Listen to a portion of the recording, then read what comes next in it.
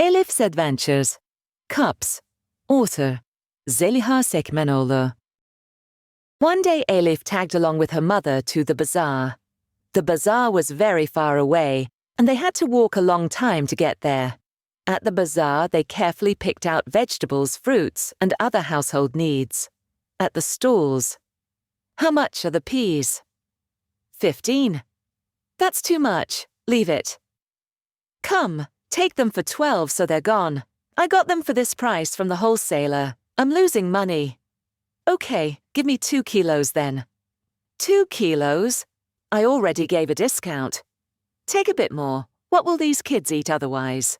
At that moment, the seller, pointing at Elif, who was sniffing around the stall and watching, shouted, "Free! Free! Let it be my good deed! Free!" Elif's mother couldn't get a word in to stop the seller and ended up buying 3 kilos and left the stall.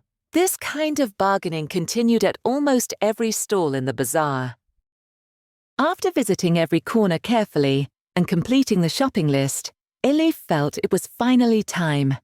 If she directly told her mother, she knew her mother would make up 1,000 excuses. But this was very important for Elif. She was waiting for this moment for a very long time. Every week she came to the bazaar with her mother and could never say what she wanted until her mother spent all her money. Even though her mother would always say the road was too long and going back and forth was tiring, Elif would insist, "I want to help you, Mummy," and convince her mother to let her come. This time was no different. But this time, she had to ask for those precious cups. Almost every child had them, bought by their mothers. They were wide at the top and narrow at the bottom. Some were colourful, some were a single colour.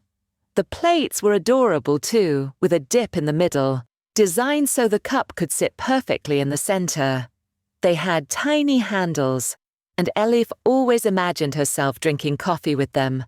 It was beginning to feel like an impossible dream to drink coffee with those cups.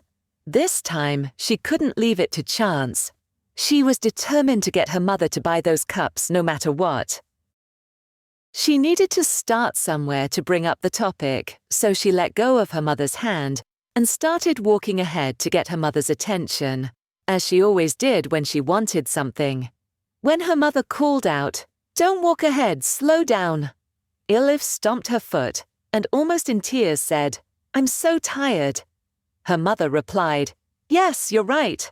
I'm tired too. Should I buy you some ice cream?" This was the perfect chance. It meant her mother still had money. Elif first shouted, "Yes!" then started crying, saying, "But I always wanted that, and you never bought it."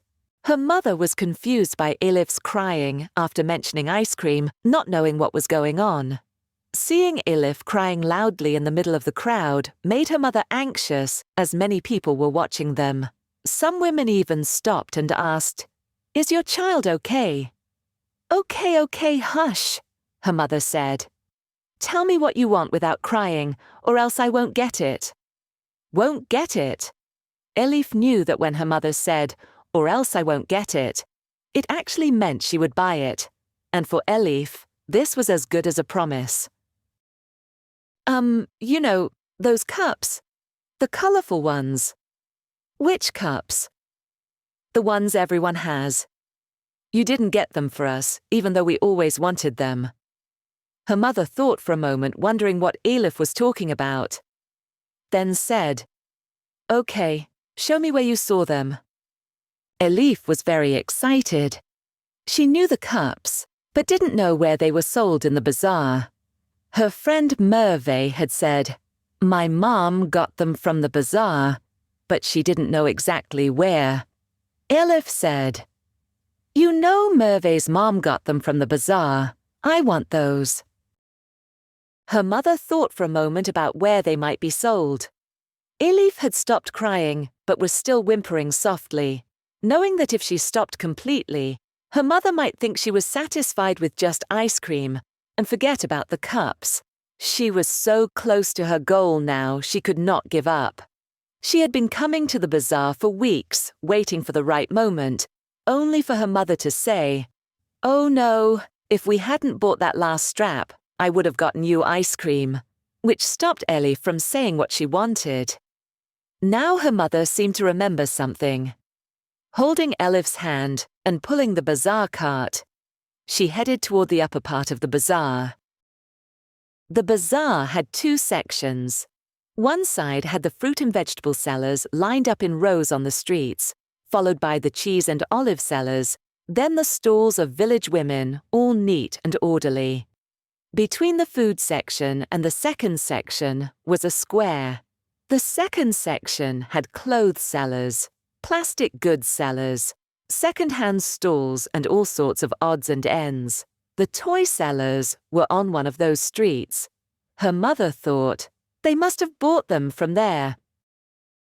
Elif felt relieved. It seemed her mother was going to buy them, and she looked determined. She didn't even say, "We don't have any money left." Elif even thought, maybe she'll buy me ice cream too. She didn't want to distract her mother's focus, so she did exactly what her mother said, hurrying along the streets. Sometimes Elif couldn't keep up and nearly fell, or the bazaar cart would hit a bump and tilt over, but they kept going, focused on their goal. Finally, her mother approached a stall and asked, "Where are the toy sellers? Can you give me directions?" After a quick explanation, they rushed off again, but this time it was easier to find because they knew exactly where to go. "You're in the wrong place," the seller said, pointing to the number at the start of the street. "You need to go to 15. This is number 4. Just follow the posts, and you'll find it easily." Finally, they arrived at the toy street where various toy sellers had their stalls with cars, dolls, light-up robots, puzzles, and all kinds of toys you could imagine. They asked each one, "Do you have cups?" "Sorry, just sold out." "Do you have cup sets?" "We didn't bring them because they don't sell." "Do you have cup sets?" "Yes. Which color do you want?" At last they found them. Elif had been so scared they wouldn't find them, and although she didn't show it every time a seller said, "No, we don't have any," she felt like she would collapse from sadness. Her mother's determined rushing between the stalls quickly rekindled her excitement. And now that they had found them, nothing else mattered. Her mother turned to Elif and asked, "Which color do you want, dear?" Elif hadn't even thought about the color, she was so excited. Pink," she said. The color had just slipped out. She didn't know much about pink, but she was sure it was beautiful.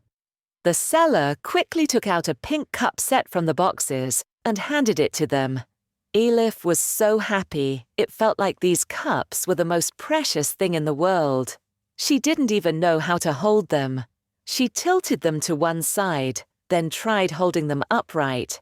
The seller said, "Let me put them in a bag, so you can carry them easily." The cups were bagged and handed to Elif.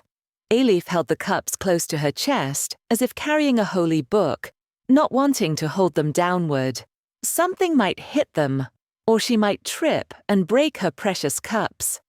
Even the thought of it made her sad. There's nothing left to buy. Time to go home. "Do you want ice cream now?" her mother asked as they passed the ice cream seller. Elif was so happy she didn't want even her favorite ice cream to ruin this happiness. So she answered, "No, I don't want any." Her mother was surprised. "So you love these cups that much?" "Yes, Mum. I love them so much.